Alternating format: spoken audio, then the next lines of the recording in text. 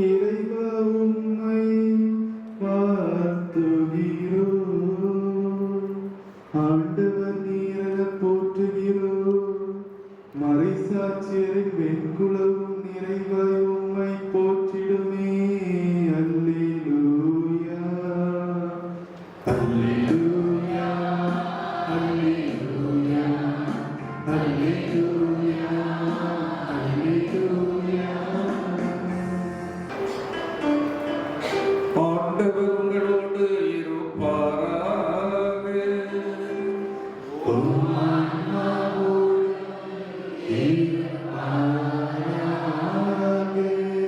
யோவான் எழுதிய தூய நற்செய்தியிலிருந்து வாசகம்.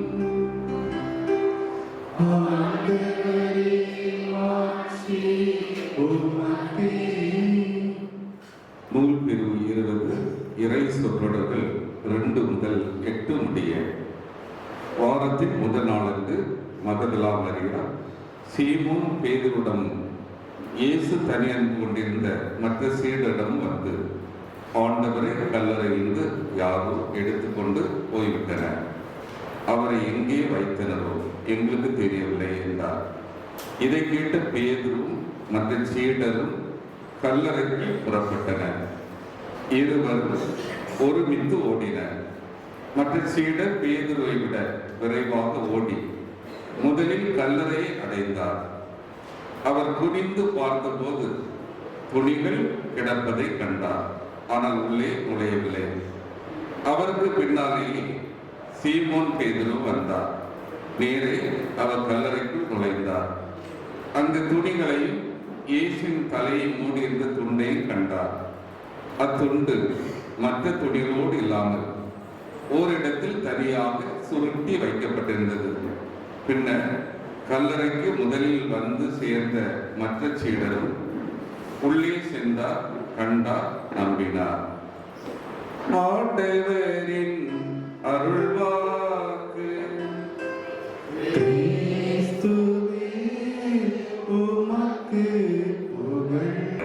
சகோதர சகோதரிகளே, இந்த அருமையான நாளில் திருவாளர் கப்ரியேல் குடும்பத்தை சேர்ந்த எல்லோரும் ஒரே குடும்பமாக குழுமியிருக்கிறோம். அனைவரையும் கடவுள் ஆசிரிக்க வேண்டி 3வது ஆண்டு என்று நினைக்கிறேன். எத்தனாவது? 3வது. ஒவ்வொரு ஆண்டும் புது புது புது முகங்கள் ஒரு சில பார்க்க முடிகிறது. பழையவர்களில் ஒரு சிலர் வராமல் இருப்பதை பார்க்கின்றோம். ஏற்கனவே நம்மத்தில் இருந்து கடவுள் சென்றவர்களுக்காக வேண்டும், அவர்கள் கடவுளை விட்டு வீட்டில் இருக்க வேண்டும். இன்று வர இயலாதவர்களுக்காக வேண்டும். சில நேரங்கள் உடல் நலம் இல்லாமல் கஷ்டமான சூழ்நிலை இருப்பார்கள், அவர்களுக்காக வேண்டும். இங்கு வருகை இருந்திருக்கின்றவர்கள், அதுக்கு புதிய உறுப்பினர்கள், கை குழந்தைகள் சில வந்திருப்பாங்க. அந்த குழந்தைகளை அன்போடு வரவேற்றுக் கொள்வோம். குடும்பம் தான் எல்லாவற்றிலும் அடித்தளம். எப்படி சொல்றது? விவிலியத்திலிருந்து பார்க்கின்ற பொழுது ஆதி பெற்றோர் ஒரு குடும்பத்தில் தான் உருவாக்கின்ற கடவுள் குடும்ப உறவை ஆசீர்வதிக்கின்றார், இணைந்து வாழ்வதை. பாட்டிலும் மரியா யோசேப்பு உள்ள குடும்பம், இறைமகன் இயேசு உள்ள குடும்பம், திரு குடும்பம். இந்த குடும்பம் நம் அனைவருக்கு எடுத்துக்காட்டாக இருக்கிறது. இன்றைய நாளில் திரு அவை புனித யோவானுடைய விழாவை கொண்டாட அழைப்பு தரப்படுகிறது. யோவானை பற்றி ஒரு சில கருத்துகள் அறிந்துவிட்டு தொடர்ந்து நாம் இயேசு இந்த குடும்பம் பற்றி சிந்தித்து தியானித்து செயல்பட அழைக்கப்படுகிறோம். யோவான் பொறுத்தவரை கல்யாவை சேர்ந்தார். அவருடைய வாழ்வை கொஞ்சம் ஆழமாக உற்று நோக்கி பார்த்துவிட்டால் படிப்படியாக ஆன்மீக காரியங்களில் முன்னேற்றம்.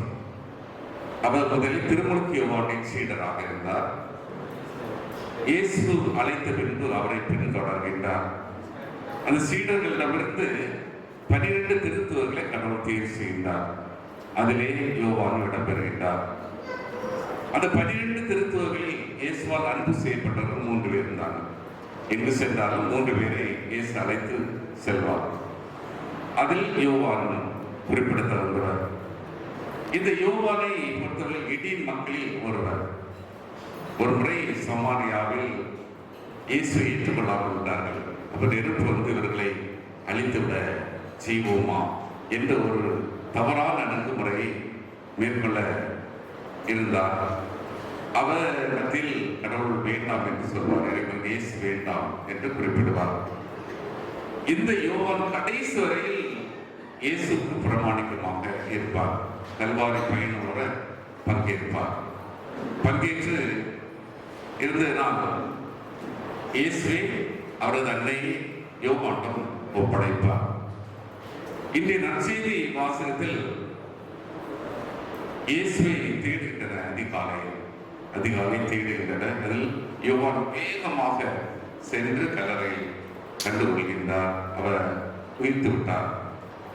அதற்கு பேதுரு இறங்கி பார்த்த நிகழ்வு அது குறிப்பிடப்படுகிறது. முதல் வாசகத்தில் அனுபவத்தை பகிர்ந்து கொள்கிறார். கண்ணால் கண்டதை தொற்றுணர்ந்ததை நாங்கள் அறிவிக்கிறோம் என்று சார்ந்து என்ற ஒரு நிலை.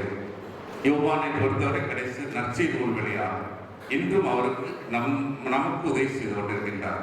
ஆகவே படிப்படியாக அவருடைய ஆன்மீக வாழ்வு நமக்கு பயனுள்ளதாக அமைகின்றது. நம்முடைய குடும்பங்கள் எல்லாம் இயேசு விரும்புகின்ற குடும்பமாக திகழ வேண்டும். இயேசு விரும்புகின்ற குடும்பத்திலே இருக்க வேண்டிய பண்புகள் என்ன? முதல்ல அன்பு தான். இயேசுடைய வாழ்க்கை முழுவதுமே அன்பு. தந்தையாக இறைவன் தனது ஒரே மகனை நாம் அனைவருக்காக பரிசாக தந்திருக்கின்றார். அவர் எல்லோருமே அன்பான வாழ்க்கையை வாழ்வதை தான் விரும்புகின்றார். தந்தை என்னை அன்பு செய்தார், நான் உங்களை அன்பு செய்கிறேன், நீங்கள் ஒருவருக்கு அன்பு செய்கிறேன். இந்த அன்பை கொடுத்து கொண்டே இருக்க வேண்டும். அன்பை கொடுத்து கொண்டே இருக்க வேண்டும். அதே நேரத்தில் இந்த அன்பில் சில உறவு விரிசல்கள், கருத்து வேறுபாடுகள் வருகிறது. அதற்கேற்றவாறு இந்த அன்பை ஆழப்படுத்துவதற்காக நமக்கு 2வது முக்கிய பண்பாக இயேசு என்ற பண்பு மன்னிப்பு. ஒருவருக்கொருவர் மன்னித்து வாழ வேண்டும். மன்னித்து வாழ்கின்ற பொழுது இந்த அன்புறவு இரட்டிப்பான மகிழ்விலே சிறப்பிடம் பெறுவதை பார்க்கின்றோம். தொடர்ந்து நம்முடைய குடும்பங்களில் இருக்க வேண்டிய முக்கியமான பண்பு ஜெபிக்கின்ற பண்பு. இணைந்து ஜெபிக்க வேண்டும். குடும்பமாக இருந்து இணைந்து ஜெபிக்கின்ற ஒரு பழக்கம். இது ஒவ்வொருவரும் ஒவ்வொரு இடமாக வேலைக்கு செல்கின்றோம். இருக்கின்றவர்கள் அல்ல வீட்டில் சந்திக்கின்ற வேலை. முக்கியமான காலகட்டம் கிறிஸ்துமஸ், அதே போன்று ஈஸ்டர், அதில் பங்கு விழாக்கள், இப்படி முக்கியமான காலகட்டத்தில் கூட நாம் இணைகின்றோம். ஜெபத்திற்கு முக்கியத்துவம் கொடுக்க வேண்டும். இணைந்து ஜெபிக்கின்ற பொழுது அதன் வழியாக ஏராளமான பயன் ஏற்படுகிறது. தனி ஜெபம் அவசியம், இணைந்த ஜெபமும் சிறப்பிடம் வாய்ந்ததாக இருக்கிறது. இன்னும் இயேசு விரும்புகின்ற நம்முடைய குடும்பங்கள் இறை வார்த்தைக்கு முதலிடம் கொடுக்க வேண்டும். இறை வார்த்தை நாம் அடிக்கடி சிந்தித்து தியானித்து செயல்படுகின்ற பொழுது நல்ல வாழ்க்கையை வாழ முடியும். கடவுளுடைய திருவிழத்திற்கு ஏற்றவாறு செயல்பட முடியும். ஒவ்வொரு நாளும் காலை முதல் இரவு வரை நிறைய வேலைகள் இருக்கின்றன. ஒவ்வொருத்தருக்கும் அதிகமான வேலை, சிறுவர்களாக இருந்தாலும் இளைஞராக இருந்தாலும் பெரியவர்களாக இருந்தாலும் பலவிதமான வேலைகளில் பல்வேறு நிகழ்வுகளில் ஆர்வமாக பங்கேற்றுக் கொண்டிருக்கின்றோம். அதில் இறைவார்த்தை அடிப்படையில் நம்முடைய செயல்பாடு என்று சொல்கின்ற பொழுது இறைவன் எதை விரும்புகின்றார், இறை திருவிழம் என்ன என்பதற்கு ஏற்ற விதத்தில் செயல்பட வேண்டும். அதுதான் நம்ம முன்னோர்கள் அழகான ஒரு பாட்டு பாடியிருக்காங்க. உந்திரு உள்ளம் நிறைவேற்ற இறைவா வருகின்றேன், உன்னருள் வாக்கை பாறை சாற்ற என்னையே தருகின்றேன். அப்போ அவருடைய திருவிழத்தை நிறைவேற்ற வேண்டும், அவருடைய வாக்கை பறைசாற்ற வேண்டும். நம்முடைய வாழ்க்கையை அவருடைய திருவிழத்திற்கு ஏற்றார் வாழ்கின்றோம் என்றால் அதற்கேற்றார் நல்ல செயலால் சார்ந்து பகர வேண்டும். தொடர்ந்து கடவுளுடைய வார்த்தைக்கு ஏற்றார் செயல்படுகின்ற பொழுது அடுத்தது நம்மத்தில் இருக்க வேண்டிய ஒரு முக்கியமான பண்பு இறை நம்பிக்கை. இறை நம்பிக்கையில் உறுதியாக இருக்க வேண்டும். இறை நம்பிக்கை தான் நம் கடைசி வரை நாம் நம்முடைய வாழ்விலே உறுதியாக இருக்கின்ற பொழுது கடவுளுடைய அருட்கரம் நமக்கு அதிகமாக கிடைக்கிறது. இன்று விழா கொண்டாடுகின்ற அந்த யோவான் அந்த இறை நம்பிக்கையில் கடைசி வரை பிரமாணிக்கமாக உறுதியாக இருந்தார். இயேசுடைய துன்பத்திலே பலரெல்லாம் ஓடி விடுவார்கள், ஆனால் அவர் கடைசி வரை நிலைத்திருந்ததை பார்க்கின்றோம். இந்த ஒரு மனநிலை நமக்கு இருக்க வேண்டும். நம்முடைய உறவுகள் அந்த இறை நம்பிக்கை உறுதியாக இருக்க வேண்டும். அடுத்தது நிறைவாக சேவை மனநிலை. சேவை மனநிலை குடும்பத்தில் ஒருவருக்கொருவர் சேவை உள்ளம் படைத்தவர்களாக திகழ வேண்டும். இந்த ஆண்டு மேல்ராமபுதூர்ல ஒவ்வொரு மாசமும் முதல் வெள்ளி முதல் சனி ஆகிய நாட்களில் நற்கரை கொடுக்கக்கூடிய சுமார் 60 பேர், 64 கிட்டவர் அந்த முதியோர்களுக்கு கேக்கு பரிசு ரெண்டும் கொடுப்பதற்கு ஒரு வாய்ப்பு. அவர்களுடைய முகமெல்லாம் சந்தோஷமாக இருந்தது. அந்த நாளில், அதாவது கிறிஸ்துமஸ் நாள் 24ஆம் தேதி கொடுத்தோம். 24ஆம் தேதி எல்லா இல்லங்களையும் சந்தித்து கொடுத்து அவர்களுக்கு ரொம்ப சந்தோஷமாக இருந்தது. அப்ப நம்ம அந்த சேவை மனநிலை நம்முடைய இல்லத்திலேயே நம்ம அதிகமாக செய்ய வேண்டியிருக்கிறது. இவ்வளவு தூரம் அந்த சேவை மனநிலை நம்மத்தில் இருக்கிறதோ கடவுளுடைய ஆற்றல் நமக்கு கிடைத்துக் கொண்டே இருக்கும். அதே போல அந்த சேவை மனநிலை நம்முடைய குடும்பங்களில் இருக்க வேண்டும். நம்மை சுற்றி வாழ்கின்ற மனிதர்கள் மத்தியிலும் திகழ வேண்டும். இயேசு விரும்புகின்ற குடும்பம் இந்த அன்பு, மன்னிப்பு, ஜபம், நம்பிக்கை போன்ற பண்புகளை உள் அடக்கியிருந்தால் பிறநல சேவையும் சிறந்து விளங்க வேண்டும். ஆகவேதான் திருத்தந்தை பிரான்சிஸ் சொல்வார், எல்லா குடும்பத்திலும் இருக்க வேண்டிய முக்கியமான 3 செயல்கள் ப்ளீஸ் என்று சொல்லக்கூடிய ஒரு தயவு செய்து ஒரு ரெஸ்பெக்ட் பண்ணக்கூடிய, மற்றவர்கள் சொல்லக்கூடிய கருத்தை ரெஸ்பெக்ட் பண்ணக்கூடிய ஒரு நிலை. இன்னொன்று ஏதாவது சின்ன சின்ன தவறுனா சாரி, இது ஒரு வார்த்தை மன்னிச்சிடுங்க அப்படி சொல்லிட்டு அந்த பிரச்சனை அந்த தீர்வு. ஆனால் சில நேரங்களில் நம்ம எப்படி அவங்கள்ட்ட சாரி கேட்கிறோம், எப்படி நம்ம இந்த வார்த்தை சொல்றோம், அப்படி நம்ம ஒரு ஈகோ மனநிலை வந்தோம்னா அங்கே குடும்ப உறவு சிதைந்துடக்கூடிய ஒரு மனநிலை.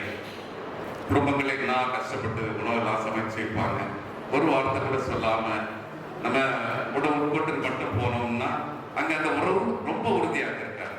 நல்லா செய்யறீங்க, அப்ப அவங்களுக்கும் இன்னும் நன்றாக தயாரிக்க வேண்டும் என்ற உணர்வு வரும். அதுல வேலை செய்து கஷ்டப்பட்டு சம்பாதித்து வருவாங்க. நீங்க இவ்வளவு கடினப்பட்டு உழைத்து குடும்பத்திற்காக செயல்பட்டு வருகிறீங்க என்ற நிலையில் பாராட்டுதலை எல்லாம் கொடுக்கின்ற பொழுது பன்மடங்கு அவர்கள் செய்யக்கூடிய பணியில் சிறப்பிட பெறுவதற்கு வாய்ப்பு உண்டு. அன்பானவர்களே, நம்முடைய குடும்பங்கள் எல்லாம் எப்படி இருக்கின்றன? ஒவ்வொரு குடும்பத்தை ரொம்ப ஆழமாக பார்க்கின்ற பொழுது சில பிரச்சனைகள் உண்டு, பல்வேறு நெருக்கடிகள் உண்டு. ஆனால் இவற்றின் மத்தியில் நாம் செயல்பட நாம் பொறுப்பானவர்களாக திகழ வேண்டும். பொறுப்பானவர்களாக திகழ வேண்டும். ஒரு சில நாட்களுக்கு முன்னால் மேல்ராமபுதூர்ல ஒரு குடும்ப தலைவி கடவுளிடம் சென்று விட்டார்கள். அவர்கள் வயதான காலகட்டத்தில் படுக்கையில் இருந்த நேரத்தில் ஒவ்வொரு மாசமும் முதல் வெள்ளிக்கிழமை நற்கருணை கொண்டு கொடுப்பதற்கு ரொம்ப வாய்ப்பு கிடைச்சது. அப்போ அவங்க ரொம்ப தயாரிப்பாக இருப்பாங்க. அந்த குடும்பத்தோட எல்லாருமே நல்லா கவனிப்பாங்க. அவங்கள்ட்ட நான் கற்றுக்கொண்டது 2 முக்கியமான பண்பு. அந்த குடும்பத்தில் இருக்கின்ற ஆண் மக்கள், பெண் மக்கள் எல்லாருமே ஒற்றுமையாக இருக்கிறாங்க. அவங்களுடைய பிள்ளைகள் எல்லாருமே, அந்த பேர குழந்தைகள் எல்லாம் அந்த அப்பா மேல ரொம்ப பாசம், எல்லாருமே அது ஒற்றுமை. இரண்டாவது, அவங்க அங்க இந்த உலகிலே வாழ்கின்ற பொழுதே அவங்க முடியாத ஒரு நிலை வந்த உடனே அவங்க சொன்னாங்க, நோய் பூசுங்க, அவங்களே கடவுள செல்வதற்கு தயாரித்துள்ளாங்க. அப்படி ஒரு 2 மேலான செயல் எனக்கு இந்த காலத்தில் இந்த குடும்பத்துல இருக்கிறது உண்மையிலே பாராட்ட வேண்டியது. அந்த பிள்ளைகள் எல்லாம் கோயில் காரியங்கள் நல்லா செய்யறாங்க, பொது வாழ்க்கையில நல்லா செய்யறாங்க, அவர்களுக்குள்ள ஒரு ஒற்றுமை இருக்கிறது. இந்த மனநிலை நம்முடைய குடும்பங்கள் எல்லாம் இருக்க வேண்டியதான் இயேசு இருந்தார். அப்ப நம்முடைய குடும்பங்களில் எது பலவீனமாக இருக்கிறது, எது தடையாக இருக்கிறது, அதெல்லாம் கண்டுகொண்டு மன்னிச்சு ஏற்றுக்கொள்ள வேண்டும். அது அவ்வாறு இருக்கின்ற பொழுது நம்முடைய குடும்பங்கள் சிறப்பாக அமையும். ஆகவே வருடத்துக்கு ஒரு முறை நாம் இங்கு சந்திப்பதற்கு ஒவ்வொருவரும் தங்களுடைய கடமைகள் ஏராளமாக இருக்கும். அதையெல்லாம் ஒதுக்கி வச்சுட்டு பொது நல உணர்வோடு வந்திருப்பீங்க. உண்மையிலே உங்களை பாராட்ட வேண்டியது. அது எல்லாரும் சேர்ந்து ஒருவருடைய கருத்தலை பகிர்ந்து மகிழ்வில் இணைந்து அனுபவங்களை எல்லாம் பகிர்ந்து கொள்ளக்கூடிய ஒரு மேலான சந்தர்ப்பம். இது தொடரட்டும். கடவுள் இன்னும் ஆசீர்வதிக்க வேண்டும். குறிப்பாக நம்முடைய குடும்பங்களில் இன்னும் இறை அழைத்தல் பெருக வேண்டும். இறை அழைத்தல் பெருக வேண்டும். ஒரு சிலர் வந்திருப்பாங்க என்று நினைக்கிறேன். இறை அழைத்தல் நன்றாக பெருக வேண்டும். எல்லா குடும்பங்களிலும் தான் உருவாகும். பெற்றோர் தான் அதற்கு இறை அழைத்தல் விதையெல்லாம் குடும்பத்தில் வளர்க்க வேண்டியது. அதை மனசில் வைத்துக் கொண்டு நம்முடைய குடும்பங்கள்ல துறவிய குருக்கள், அருள் சகோதரிகள் எல்லாம் வர வேண்டும். ஏனென்றால் பல இடங்களில் கொண்டாட்ட நம்மத்தில் இருந்து செல்லுகின்றார்கள். இன்னும் புதியவங்க உருவாகிக் கொண்டே இருக்க வேண்டும். அதை மனதில் கொண்டு செயல்பட்டு நம்முடைய குடும்பம் மகிழ்ச்சியாக இணைந்து ஒற்றுமையாக வாழும் குடும்பமாக நம்முடைய குடும்பம் நம்மை சுற்றி உள்ளவர்களுக்கும் சமுதாயத்திற்கும் திருச்சபைக்கும் உலகுக்கும் எடுத்துக்காட்டாக திகழ இப்பள்ளியில் உருக்கமாக வேண்டிக் கொள்வோம். ஆமென். நம்முடைய மன்றாட்டுகளை கடவுளிடம் எடுத்து கேட்போம். நாம் அனைவரும் ஒற்றுமையாக வாழவும், ஒருவருடைய நல்ல அக்கறை கொண்டு செயல்படவும், நம்மை சுற்றி வாழ்கின்ற மக்கள் மத்தியிலே நாம் நற்செயல்கள் வழியாக சார்ந்து வரவும் நம்முடைய தேவைகளை நம்பிக்கையோடு எடுத்து கேட்போம். நம் கத்தோலிக்க திரு அவையை வழி நடத்தும் திரு தந்தை பிரான்சிஸ், ஆயர்கள், அருட்பணியாளர்கள், அருட் சகோதரிகள் அனைவருக்கும் இறைவன் நல்ல உள உடல் நலம் தந்து காக்கவும், தாங்கள் ஏற்றுக்கொண்ட மீட்பு பணியினில் வரும் சவால்களை துணிவுடன் எதிர்கொள்ளவும் தூய ஆவியின் வல்லமையை நிறைவாக பொழிய வேண்டியும் இறைவா உம்மை மன்றாடுகிறோம். நம் நாட்டு தலைவர்கள் நாட்டை வளர்ச்சி பாதையில் வழிநடத்தவும், தன்னகம் திறந்து மக்கள் நலனை கருத்தில் கொண்டு மக்கள் பணி ஆற்றிடவும், ஊழலற்ற பொதுநலம் பேணும் அரசாக மாறிட நல்ல ஞானத்தை இவர்களுக்கு இறைவன் தந்திட வேண்டி இறைவா உம்மை மன்றாடுகிறோம். குடும்ப சங்கத்தில் கலந்து கொள்ள வந்திருக்கும் அனைத்து உறவினர்களுக்கும் இறைவன் நல்ல உள்ள உடல் நலம் தந்து காக்கவும், பணிகள் சிறக்கவும், வேண்டும் வரங்களை நிறைவேறவும், குடும்பங்கள் இறையாட்சி நிறைவாய் பொழிந்துள்ள வேண்டும் என்று இறைவா உம்மை மன்றாடுகிறோம். குடும்ப உறவு சங்கமத்தில் பல்வேறு காரணங்களால் கலந்து கொள்ள முடியாத அனைத்து இறை சொந்தங்களுக்காகவும் நாம் இறைவனை வேண்டுவோம். இறைவன் ஒவ்வொருவருக்கும் தம் அருளையும் ஆசீரையும் இரக்கத்தையும் நிறைவாய் பொழிய வேண்டும் என்று இறைவா உம்மை மன்றாடுகின்றோம். நம் கபிரியேல் குடும்பங்களில் வாழ்ந்து இன்று நம்மை விட்டு மறைந்து போன அனைத்து இறையடியார்களுக்காகவும் இந்த நேரத்தில் நாம் இறைவனை மன்றாடுவோம். இறைவன் அவர்கள் வாழ்நாளில் செய்த பாவங்களை எல்லாம் மன்னித்து அவர்களுக்கு வாழ்வீட்டின் கதவை திறந்து அவர்கள் இறைவனில் நித்திய இளைப்பாற்றி அடையவும் வேண்டி, மற்றும் யாரும் நினையாத ஆன்மாக்களுக்காகவும் மாசில்லாத குழந்தைகளுக்காகவும் இறைவா உம்மை மன்றாடுகிறோம். இன்றைய உலகில் சீரழிந்து வரும் கலாச்சார சீர்கேட்டிற்காகவும், இளைஞர்கள் இளம் பெண்கள் நல்வாழ்விற்காகவும், செல்போன் அடிமைத்தனம், உறவுகளில் விரிசல், ஆன்மீக வாழ்வில் ஈடுபாடற்ற தன்மை போன்ற இறை வாழ்வுக்கு இறை ஆட்சிக்கு மாறுபட்ட வாழ்க்கையாகி போன சமுதாயத்திற்காக இந்நிலை மாற இறைவன் இறையாசி நிறைவாக பொழிய வேண்டி இறைவா உம்மை மன்றாடுகிறோம். ஆண்டவரே, எங்கள் மன்றாட்டை கேட்டருளும். தனிப்பட்ட தேவைகளுக்காக சிறிது நேரம் மௌனமாக வேண்டிக் கொள்வோம். அருள் வழங்க அன்பு தந்தை இறைவா, உமது பிள்ளைகளாக நாங்கள் நம்பிக்கையோடு கேட்ட விண்ணப்பங்களை உமது பாடங்களில் சமர்ப்பிக்கின்றோம். தொடர்ந்து எங்களது குடும்பங்கள் எல்லாம் ஒற்றுமையோடு வாழ்ந்து ஒருவருடைய நலனில் அக்கறை கொண்டு எங்களை சுற்றி வாழ்கின்ற மக்கள் மத்தியிலே முன்மாதிரியான வாழ்வால் சார்ந்து பகர உதவி செய்தரும். இந்த மன்றாட்டுகளை எல்லாம் உம்மகன் இயேசு வழியாக மன்றாடுகிறோம். ஆமென். அன்பார்ந்தவர்களே, இன்றைய மாளிகை 8ஆம் பங்கிலே திருக்குடும்ப ஆலை கட்டுமான பணிக்காக ஏற்கனவே உங்களிடம் சொல்லியிருப்பார்கள். உங்களால் இயன்றதை வழங்கி அந்த கட்டுமான பணி இனிதாக நடைபெற உதவ அன்போடு கேட்டுக்கொள்கிறேன்.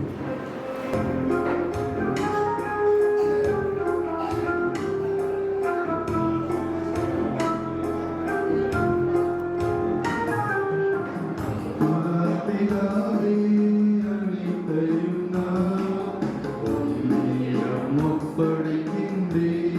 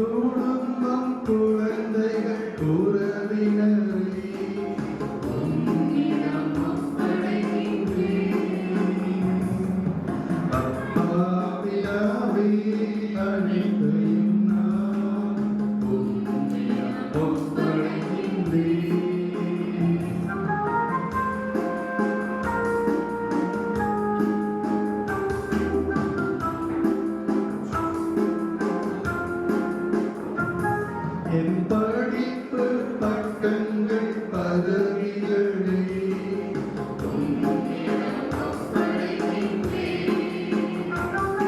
என் வெற்றிகள் தோல்விகள் அனைத்தையும்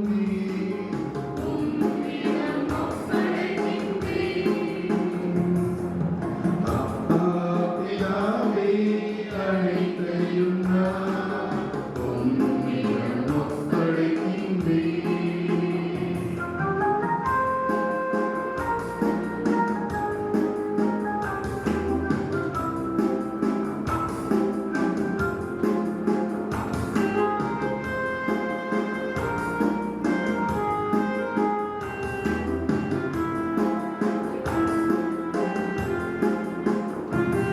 என் கவலைகள் துயரங்கள்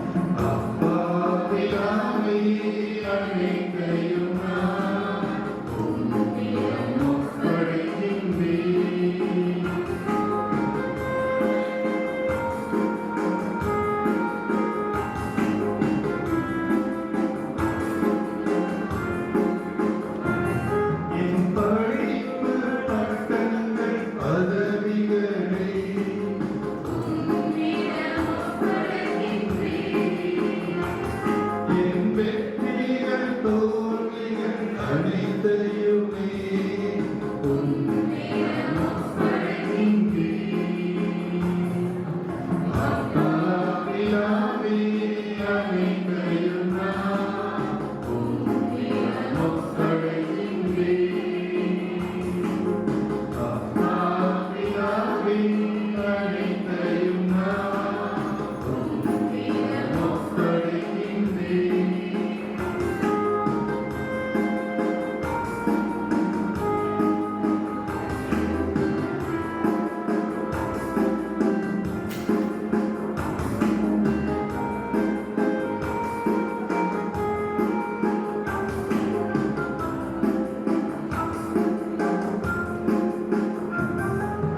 கவலைகள் துயரங்கள் அனைத்தையுமே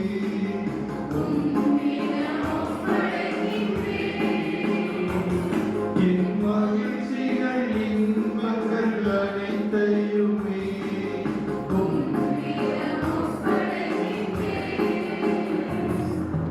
அப்பா பிதாவே, அனைத்தையும் நான் உன்னிடம் ஒப்படைக்கின்றேன். அப்பா பிதாவே, அனைத்தையும் நான் உன்னிடம் ஒப்படைக்கின்றேன். தந்தையாகிய இறைவனுக்கு ஏற்றதாகும்படி வேண்டுங்கள். ஆண்டவர் நமது பேர் பரிசுத்தாகவும் மாட்சிக்காகவும் நமது நன்மைக்காகவும் புனித திருவை அனைத்து நலன்களுக்காகவும் உமது கையிலிருந்து இப்பலியை ஏற்றுக்கொள்வாராக. ஆண்டவரே, நாங்கள் உமக்கு ஒப்பொடுக்கு காணிக்கைகளை ஏற்று புனிதப்படுத்த உம்மை வேண்டுகின்றோம். அதனால் திருவிழு ஊற்றிலிருந்து திருத்தூத யோவானுக்கு நீர் வெளிப்படுத்திய நிறைவாழ்வு வார்த்தையின் மறைபொருளை நாங்கள் இவ்விருந்தின் வழியாக புரிந்து கொள்வோமாக. எங்கள் ஆண்டவராகிய கிறிஸ்து வழியாக உம்மை மன்றாடுகிறோம்.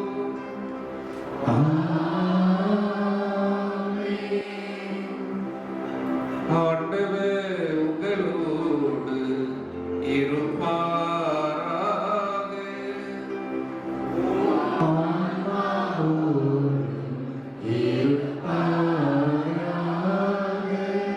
இதயங்களை மேலே எழுப்புங்கள்.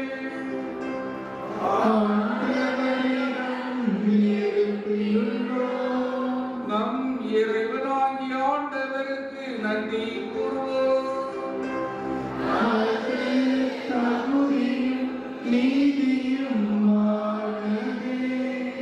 ஆண்டவரே, தூயவரான தந்தையே, என்றும் எல்லாம் வல்ல இறைவா, இந்நாளையரிடத்தில் நாங்கள் பக்தரனை செலுத்துவது மெய்யாகவே தகுதியும் நீதியுமாகும்.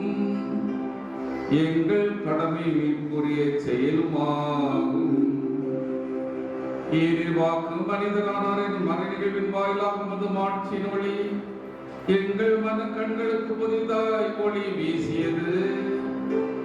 எனவே அவரில் நாங்கள் கடவுளை கண்கோடாய் காண்கின்றோம். அவர் வழியாகவே கண்காணாத மீதுள்ள அன்பினால் நாங்கள் ஆட்கொள்ளப்படுகின்றோம். ஆகவே இறைவா, வானதூத முதன்மை வானதூதரோடும் அரியணையில் அமர்வோர் தலைமை தாங்குவோரோடும் வான்படைகள் அணிகள் அனைத்தோடும் சேர்ந்து நாங்கள் உமது மாட்சியை பொழுது பாடி முடிவிட்டி பாடுவதாவது.